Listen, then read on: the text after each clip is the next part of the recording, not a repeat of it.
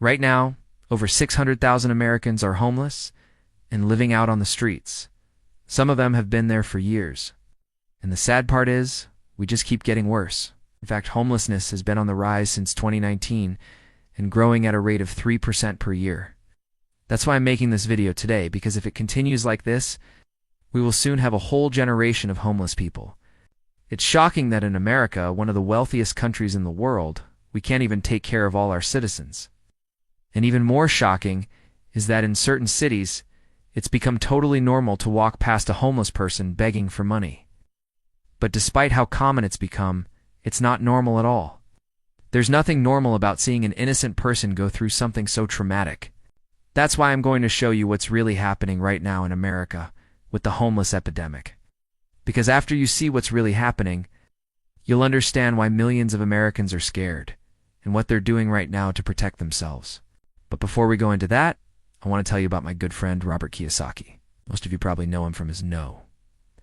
One best-selling book, Rich Dad, Poor Dad, which has sold over 32 million copies worldwide. It's one of the most influential books of our generation. It's teaching us the secrets about money, the financial industry, and how to build wealth. And now he's released a new book called Why the Rich Keep Getting Rich, and it's become an instant bestseller. In this book, Robert reveals the hidden secrets to generating multiple streams of income, becoming financially free, and securing your future. If you haven't heard this yet, we are in the biggest housing bubble in American history. Prices have skyrocketed over the last few years, doubling in some areas.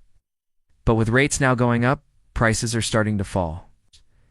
That means if you invest now, you might be able to buy low.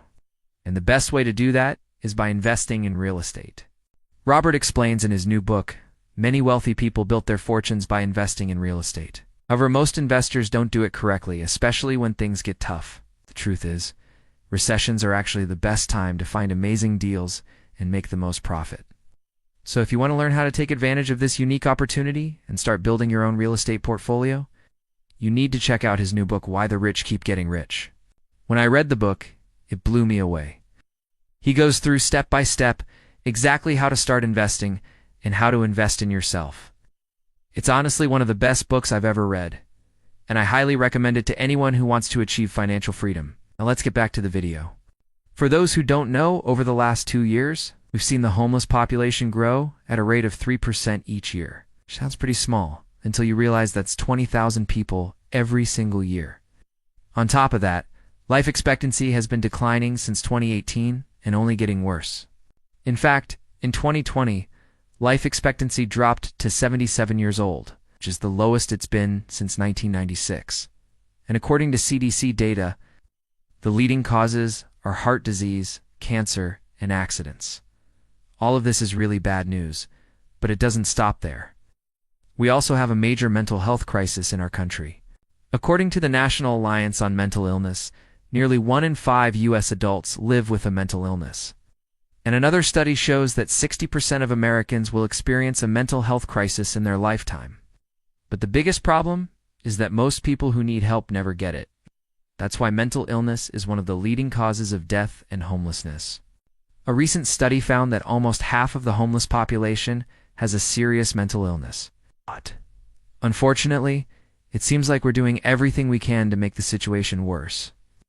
Even though we spend more money on the military than the next 10 nations combined, we continue to cut funding for the homeless and the mentally ill. In fact, over the last 10 years, government spending on homeless services has declined from $14.7 billion to $9.4 billion, which equates to 35 less money. And that's the main reason why so many homeless people end up on the streets. The thing that breaks my heart the most is that it doesn't have to be this way. Many people are already coming together to help solve this problem. For example, a woman named Amber Wigfall created an organization called Love Beyond Walls. Her group partners with local businesses to donate food, clothes, and other essentials to the homeless. They also work closely with shelters to ensure people have a safe place to stay.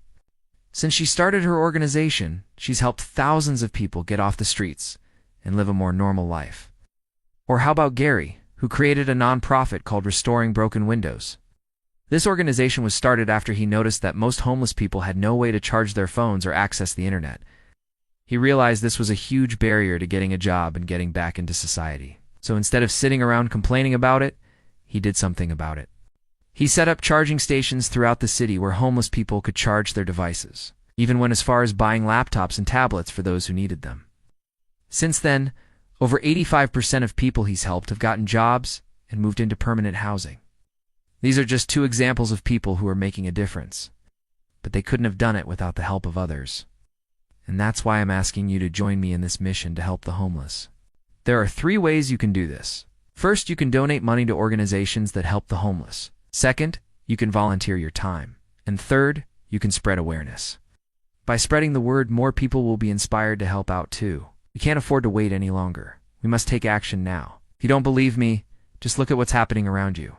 As the cost of living continues to rise, more and more people are falling into homelessness. A recent report found that the number of people experiencing homelessness has increased by 30% in the last year alone. That's a staggering statistic that should be alarming to all of us. On top of that, studies have shown that the traditional safety net programs aren't enough to keep people out of poverty. In fact, nearly half of all Americans are just one paycheck away from being homeless. That means that a single unexpected expense like a car repair or medical bill could push them over the edge. So what can we do about this? The first thing we need to do is take a different approach to helping the homeless. Instead of just giving them money or food, we need to provide them with the resources and support they need to get back on their feet. That means things like job training, mental health services, and addiction treatment. By investing in these programs, we can help people get the help they need to turn their lives around. Second, we need to create more affordable housing options. The reality is that many people are priced out of the housing market. When they can't find a place to live, they end up on the streets. By investing in affordable housing, we can give people a chance to get back on their feet without having to worry about where their next meal is coming from. Finally, we need to raise awareness about the issue of homelessness. Most people don't realize how close so many of us are to ending up on the streets. By sharing stories of those who are experiencing homelessness, we can help break down the stigma and inspire others to take action. We're all in this together, and it's going to take a collective effort to solve this problem. But I know that if we all do our part, we can make a difference. So again, I challenge you to join me in this mission to help the homeless. Together, we can give people the support and resources they need to get back on their feet and rebuild their lives. If you enjoyed this video, I promise you'll love the one coming up next. See you in the next video.